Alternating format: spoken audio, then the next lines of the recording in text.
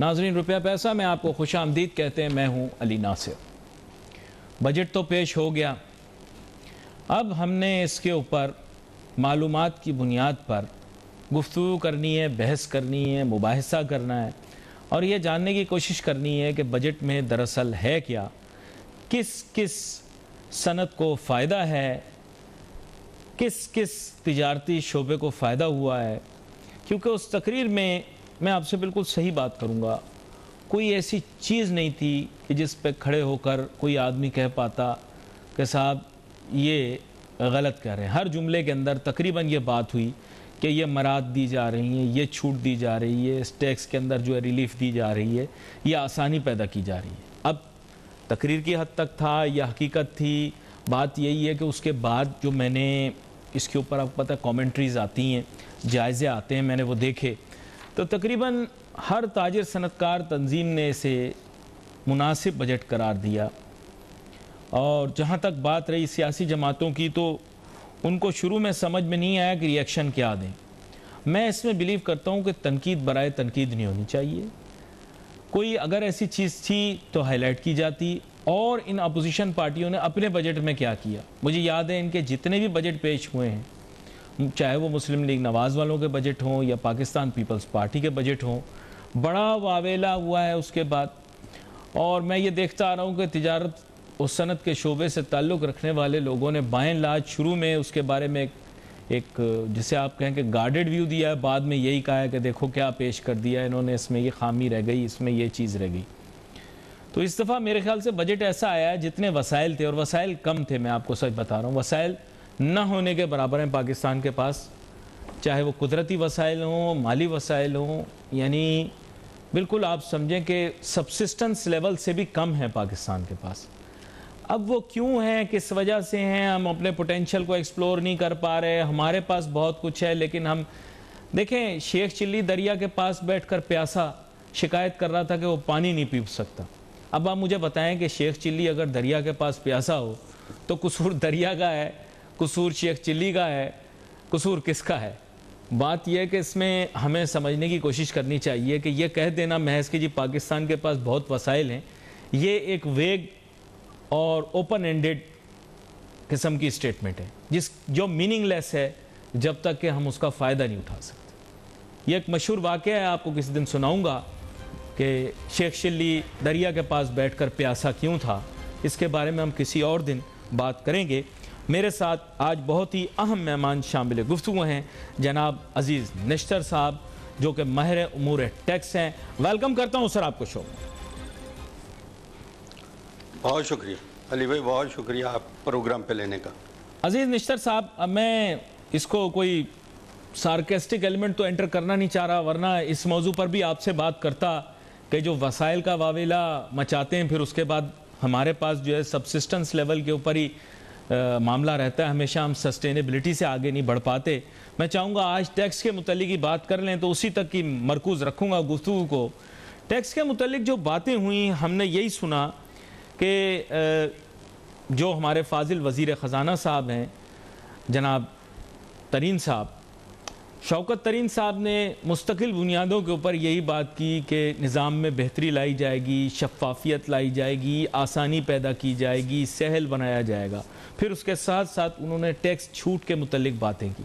और टैक्स छूट के अंदर भी जब हम बात करते हैं तो उसमें जुज़वी छूट होती है, क्योंकि बहुत सारी चीज़ों के ऊपर एक्साइज ड्यूटी लागू होती है और चंद चीज़ों के ऊपर सेल टैक्स लागू होता है। तो मसला ये है कि बहुत सारे लोग उछल पड़े कि साहब इससे तो चीज़ें बहुत सस्ती हो जाएंगी, फिर रियलाइज़ ये किया कि एक्साइज ड्यूटी का एलिमेंट बाकी है। जिधर एक्साइज ड्यूटी की छूट थी लोग एकदम उछल पड़े, लेकिन फिर बाद में पता लगा कि वहाँ जनरल सेल्स टैक्स का एलिमेंट मौजूद है, तो ये चीज़ कंसोलिडेट होने के बाद शायद उसका इम्पेक्ट इतना ज़्यादा ना आए। तो मैं चाहूँगा कि इसके बारे में आप थोड़ी सी हमें तफसील दीजिए कि आपको बजट टैक्स की रोशनी में, महसूलात की रोशनी में कैसा लगा, और इसके कौन कौन से ऐसे नुकात हैं जो आपके नज़दीक जो है वो बहस या मौजूए बहस बनेंगे या उन पर तज्जिया देना चाहिए? जी मैं सबसे पहले तो मैं ये कहूँगा कि मैं अप्रिशिएट करता हूँ, ओवरऑल इस बजट को मैं अप्रिशिएट करता हूँ, क्योंकि इसमें इस अंदाज के एलिमेंट्स ज़रूर हैं और अच्छे वो एलिमेंट्स हैं जिनकी वजह से जो है वो इकोनॉमी और ख़ास तौर पे जो बिग ऑर्गेनाइजेशंस हैं, बिग बिज़नेस ऑर्गेनाइजेशंस हैं, उनके लिए इसमें रीज़नेबल सारी चीज़ें, ऐसे इंसेंटिव्स हैं जिसकी वजह से बिज़नेस बढ़ेगा, इन्वेस्टमेंट का आगे बढ़ने का चांस है और उसकी वजह से एम्प्लॉयमेंट, ओवरऑल इकोनॉमी की बढ़ोतरी जो है इसकी तरफ जो है वो सिचुएशन जा सकती है। लेकिन मैं साथ ही साथ ये भी कहना चाहूँगा कि ये बेसिकली प्रो बिजनेसमैन बजट है, प्रो पीपल इसे कहना शायद इंसाफ नहीं होगा, प्रो बिजनेसमैन है और उसमें भी बिजनेसमैन में भी, और इसी तरह जो हाई नेटवर्थ इंडिविजुअल्स हैं उनके लिए इसमें ज़्यादा कुछ है,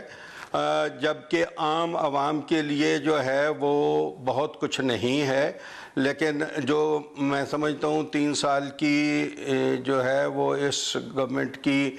इकोनॉमिक परफॉर्मेंस जिस अंदाज से रही है, उसके बाद ये रिलेटिवली एक बेहतर डायरेक्शन की तरफ जाता हुआ बजट है, जिसमें मैं समझता हूँ जो भी ऑफिशियल्स हैं, मिनिस्ट्री ऑफ फाइनेंस के, FBR के मिनिस्टर ऑफ फाइनेंस, उनकी टीम जो है उन्होंने इस पे काम किया है और सही डायरेक्शन में काम किया है। अब इसमें बहुत सारी चीज़ें ऐसी हैं जिन्हें कहा जा सकता है कि वो जिस अंदाज से उन्हें पेश किया जा रहा है कि इसकी वजह से शायद ये बहुत कोई इनकलाब आ जाएगा, अगरचे ऐसा नहीं है। मैं इकोनॉमिस्ट नहीं हूँ, मैं बेसिकली एक टैक्स प्रोफेशनल हूँ, लेकिन मैं समझता हूँ साथ ही टैक्स के साथ साथ इकानमी को देखते हुए कि मैं समझता हूँ इसका पॉजिटिव असर होगा ओवरऑल इकोनॉमी पे, क्योंकि इसकी वजह से एम्प्लॉयमेंट, बाकी चीज़ें जो हैं वो बढ़ेंगी और उसके साथ ही फिर जो है एक्सपेक्ट किया जा सकता है कि ये सही डायरेक्शन पे जो है वो ग्रोथ साइड पे इकोनॉमी जाएगी। अच्छा, यहाँ पर आम आदमी का जिक्र करते हुए आपने कहा कि आम आदमी के लिए बहुत कुछ किया जा सकता था। क्या किया जा सकता था, क्या आप उसके मुतालिक हमें बता सकते हैं? जी, देखें, नंबर 1 तो ये कि मेरा काम नहीं है कि मैं उस पोजीशन पे नहीं हूँ कि जहाँ बैठ के मेरे पास ये सारे नंबर्स भी हों। और मैं ये कह सकता हूँ जो सबसे अहम चीज़ जो थी, जो आम खाना पीना बाकी चीज़ें, ज़राअत, उसकी तरफ कहा जा रहा है कि उसमें बहुत सारा चेंज आएगा, लेकिन यही वो चीज़ें हैं जिसकी वजह से एक तो ये कि फूड सिक्योरिटी, उसकी अवेलेबिलिटी, फिर खाने पीने की चीज़ों की महंगाई में कमी होना, पहनने के कपड़ों की महंगाई, बाकी ज़रूरियात की कमी, मैं ये नहीं समझता कि इसके साथ इन चीज़ों में कोई कमी हो। वैसे टैक्स के हवाले से ही अगर देखा जाए, जिन चीज़ों में जो कमी हुई है, एक अच्छी कमी की गई, वो ये कि छोटी गाड़ियों पे फेडरल एक्साइज ड्यूटी जो है वो ख़त्म की गई, जिसकी वजह से एक्सपेक्ट करना चाहिए, अब ये मार्केट पे भी है, प्रोड्यूसर्स पे भी है कि क्या वो बेनिफिट जो उन्हें FED ख़त्म होने की वजह से हासिल होगा, क्या वो आगे ट्रांसफ़र करेंगे या वो अपनी ही जेबों में डाल लेंगे। क्योंकि देखने में यही आया है कि जब भी कभी जो है वो डॉलर की प्राइस में किसी और वजह से कोई चेंज होता है तो जो है वो प्राइसेस बढ़ती रही हैं, लेकिन अगर कहीं कोई पॉजिटिव चीज़ हुई है तो वो पॉजिटिव चीज़ जो है वो ख़रीदारों तक,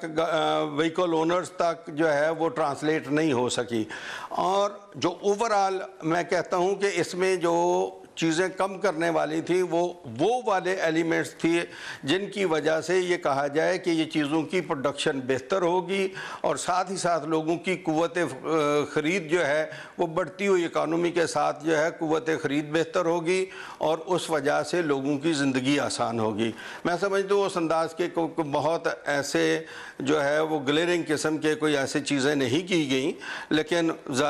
हमारे रिसोर्सेज जो है वो उनका कॉन्स्टेंट है, उसमें किस हद तक किया जा सकता था ये उन लोगों का काम है जिन तक ये तमाम चीज़ों की इंफॉर्मेशन थी। लेकिन ओवरऑल अगेन मैं ये कहूँगा कि ये पहले 3 बजट्स के मुकाबले में एक रिलेटिवली बेहतर बजट आया है। बड़ी अहम बात आपने की है और आप कह तो रहे हैं कि आप शोबा आपका नहीं है, लेकिन आपने बड़े एहसन अंदाज में इस चीज़ की निशानदेही की है कि आम आदमी को महवर बना के अगर इसे बनाया जाता तो शायद थोड़ी सी चीज़ें शायद फ़र्क होती। मैं अभी भी हुकूमत को कहता हूँ कि आपने 850 सीसी से कम की गाड़ियों पर तो टैक्स रियायत दी है, लेकिन एक अहम चीज़ ये है कि आम आदमी की सवारी यानी कि बस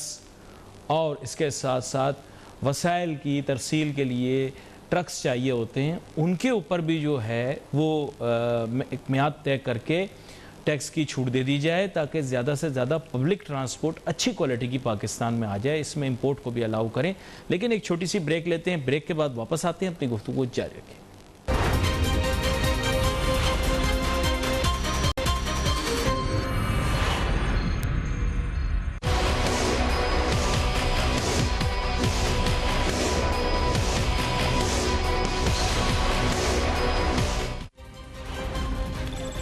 welcome back after the break. नाजरीन, गुफ्तगू हमारी जारी थी कि जनाब वाला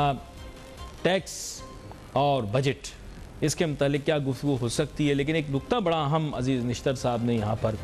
हाईलाइट किया कि देखें, बजट में बहुत कुछ किया जा सकता था और बेहतरी लाने में कोई बुराई नहीं, इसीलिए उन्होंने कोई तनकीद नहीं की। उन्होंने यही बताया कि आम आदमी को अगर महवर बनाकर बजट तरतीब दिया जाता तो शायद इम्प्लीकेशंस इतनी ज़्यादा ना होती कोई टैक्स एंड से, लेकिन आवाम की जो ज़रूरत की अशिया हैं उनकी कीमतों में कमी लाने के लिए या उनकी कीमतों में कमी लाने के लिए जो अहकामात लेने चाहिए हुकूमत को, वो आसानी से ले पाती। और अजीज़ निश्तर साहब का ये ख्याल है कि this is a rich friendly budget, common people में benefit, but primarily business people और business friendly budget. Aziz Nishtar साहब, आगे चलते हैं। इसमें एक हाईलाइट ये भी थी कि वज़ीर ख़जाना ने अपनी तकरीर में कहा कि निज़ाम को बहुत ज़्यादा सहल बना देंगे टैक्स इकट्ठा करने और टैक्स फाइल करने के निज़ाम को, और इसके साथ साथ किसी बिजनेसमैन को तंग नहीं किया जाएगा, उनको फैसिलिटेट किया जाएगा, और अगर कोई तंग करेगा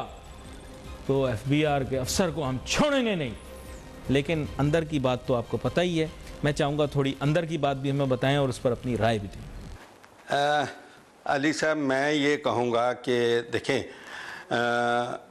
बहुत हर तरफ ही प्रॉब्लम है, लेकिन सबसे अहम प्रॉब्लम हमारी कौम का जो है, मैं बिजनेसमैनों को एडवाइस देता हूँ, उन्हें टैक्स के मतलब मशवरे देता हूँ, गवर्नमेंट को भी देता हूँ, लेकिन ये कौम उस वक्त चलेगी जब हमारे यहाँ एक टैक्स कल्चर बनेगा। उस टैक्स कल्चर के बनाने में टैक्स एडमिनिस्ट्रेशन का, जो गवर्नमेंट पॉलिटिकल पार्टी जो है, जो गवर्नमेंट चला रही होती है उसका, और उन दोनों के बराबर का रोल जो है वो बिजनेसमैन का होता है। बिजनेसमैन अगर ईमानदारी से अपने टैक्सेस पे नहीं करेगा तो इस कौम के पास रेवेन्यू नहीं आएगा। रेवेन्यू इस सारी इकोनॉमी का और आगे सोशल सर्विसेज को प्रोवाइड करने का, अच्छी एडमिनिस्ट्रेशन, अच्छी गवर्नेंस के लिए वो खून का काम करता है। जब ये वाली चीज़, खून नहीं मिलेगा तो आप खुद समझ सकते हैं कि उस बॉडी का क्या हाल होगा।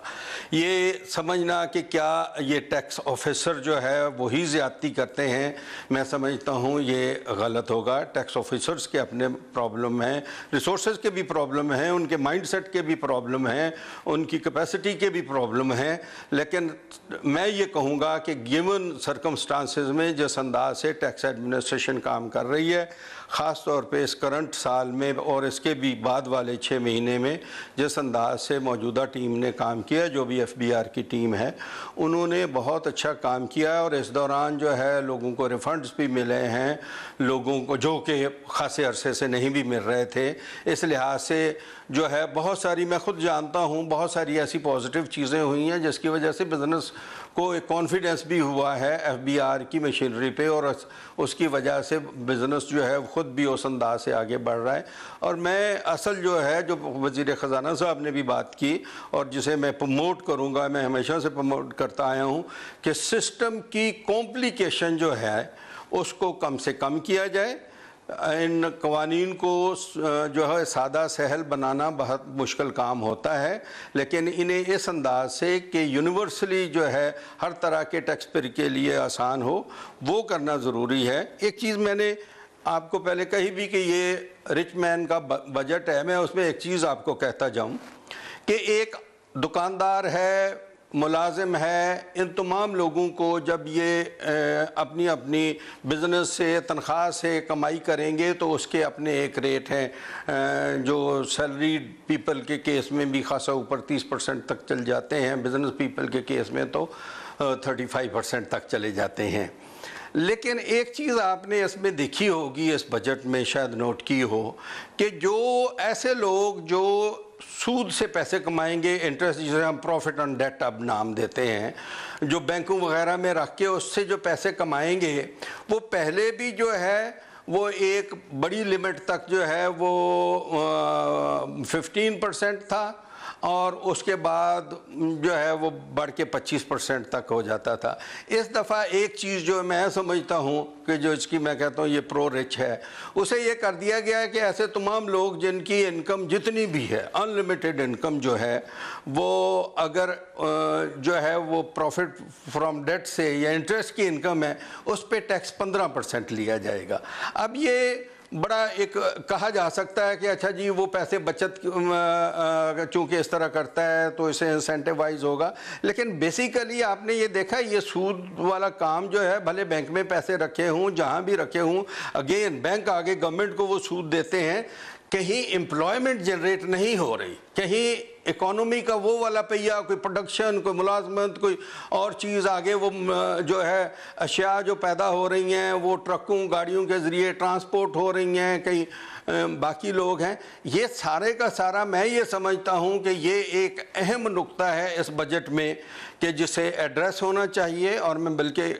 चाहूँगा एक मुसलमान होते हुए भी जो है वो हमारे सिस्टम की अपनी लिमिटेशंस हैं इंटरेस्ट के बारे में, लेकिन टैक्स का इतना बड़ा सारा इंसेंटिव देना कि बाकी लोग तो 25 से 35% तक टैक्स दें, लेकिन इंटरेस्ट से इनकम कमाने वाला जो है वो 15% टैक्स दे, मैं ये समझता हूँ कि ये जो है एक फेवर है अमीर लोगों के लिए। ये फ़िलॉसफी है एक, और ये हमारे शोबे फाइनेंस से ताल्लुक़ रखती है। किसी दिन आपके साथ इस पर तफसीली बहस होगी कि कैसे जब इस निज़ाम का इर्तिका हुआ तो एंटरप्रेन्योर्स और वो लोग जो कि वेंचर्स करना चाहते थे, उन्होंने अपने दिफा के लिए क्या हरबे अपनाए, और वो लोग जो कि उधार या कर्ज़ा दिया करते थे, उन्होंने फिर हुकूमतों से किस तरह नेगोशिएट करके अपने लिए टर्म्स ली। लेकिन ये आपके साथ बात करेंगे। पिछली दफ़ा भी बड़ा मज़ा आया था आपके साथ, हमने और जो है वो साथ ही साथ जो है इब्न खुल्दून के ऊपर भी गुफ्तगू कर ली थी इसी टैक्स के निज़ाम की रेफरेंस से। अब सर दोबारा से एक और पर्सपेक्टिव की तरफ आपको लेकर आते हैं। बात कुछ ऐसी है कि जैसे मैंने आपको कहा कि विजन कुछ ऐसा रखना पड़ेगा कि कॉमन मैन को भी इसके बेनिफिट मिल जाए। They are about 3 to 5 days जिसमें ये लोग निगोशिएट करेंगे पार्लियामेंटेरियंस आपस में कि हाउ टू मेक मॉडिफिकेशंस और amendments to whatever bill that will be presented. तो मैं आपकी राय जानना चाहूँगा कि कुछ चीज़ें ऐसी आपके जहन में हैं जिसमें फौरी तौर पर इस्लाह करना लाजमी है इससे कबल के फाइनेंस बिल पास हो जाए, कोई आपके जहन में ऐसी चीज़ हो? मैं ये कहूँगा एक तो इसमें ना बहुत अच्छी सारी चीज़ की भी गई कि ये बस ट्रक्स जो इलेक्ट्रिक व्हीकल्स हैं, इलेक्ट्रिक व्हीकल्स पे जो है वो ड्यूटी नहीं है लोकल मैन्युफैक्चरिंग पे, और अगर जो उसके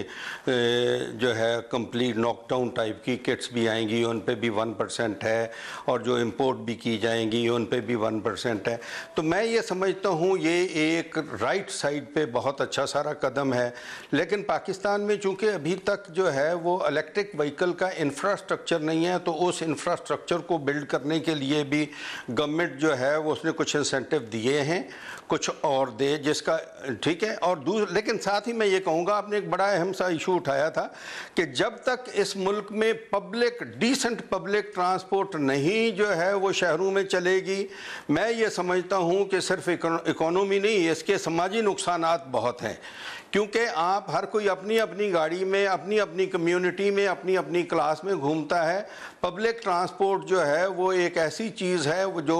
अमीर तरीन लोगों को भी वो मौका देती है कि वो गरीब तरीन लोगों के साथ बैठ के सफ़र भी करें, डिसेंटली करें, और मुआशरे के मुख्तलिफ तबकात जो हैं वो एक दूसरे के साथ जब रब्त में आते हैं तो बहुत सारी जो है वो अच्छी चीज़ें जो है वो सोसाइटी के लिए भी और इकोनॉमी के लिए भी पैदा होती हैं। तो इकोनॉमी सिर्फ जो है वो अमीर लोगों पे जो है वो नहीं होती, इसी तरह की कंजम्पशन का बहुत बड़ा सारा, बल्कि मैं कहूँगा सबसे बड़ा हिस्सा जो है वो गरीब लोगों के पास होता है। लेकिन अभी आप देखें कि आपके यहाँ सड़कों पे गाड़ियों की भरमार है, लोगों ने कर्ज़ों पे जो है वो अपने जो है जेवरात जो है वो बेच के मोटरसाइकिलें, छोटी गाड़ियाँ ये ली। अगर पब्लिक ट्रांसपोर्ट होगी तो उसकी वजह से जो आपके यहाँ जो जैसे लाहौर जो है वो धुंध का इतना सारा जो है सर्दियों में, उसमें आप देखें तो 47% व्हीकुलर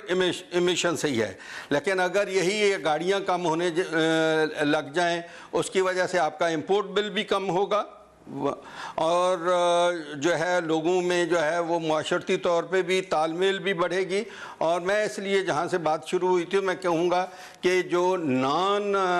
इलेक्ट्रिक व्हीकल भी जो हैं जैसे बसें हैं, इन बसों को प्रमोट करने के लिए और इनका पूरा बिजनेस प्रमोट करने के लिए हुकूमत को काम करना चाहिए। और मैं ये समझता हूँ इस बजट में रीज़नेबल सारे इंसेंटिव्स हैं, उन्हें और जो है वो फाइन ट्यून किया जा सकता है। बड़ी यहाँ बात आपने की है। यहाँ पर मैं हुकूमत से एक और दरख्वास्त भी करूँगा ब्रेक पर जाने से पहले कि हुकूमत को चाहिए तमाम ऐसे पावर प्लांट्स जो कि एनवायरमेंटल फ्रेंडली हों उनके ऊपर हर किस्म की छूट दें और उसके साथ साथ उनकी इंपोर्ट की खुल्ला इजाज़त दें। पाकिस्तान के अंदर तो ये इंडस्ट्री इस्टेब्लिश ही नहीं हुई ताकि आइसोलेटेड ग्रिड की तरफ बहुत सारे तिजारती और सनती इलाके जा सकें। इसके साथ साथ हुकूमत को ये भी चाहिए कि वाटर कंजर्वेशन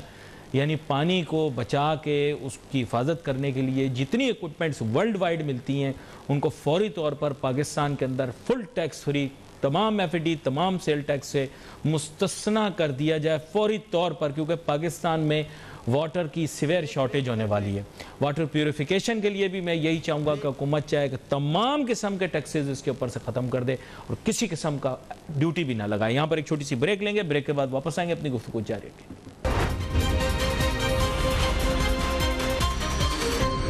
रहना चाहिए, लेकिन हमें इसकी जो कॉम्पोजिशन है उसे डायरेक्ट टैक्स की तरफ जो है वो खासी ज़्यादा सारी लाना चाहिए।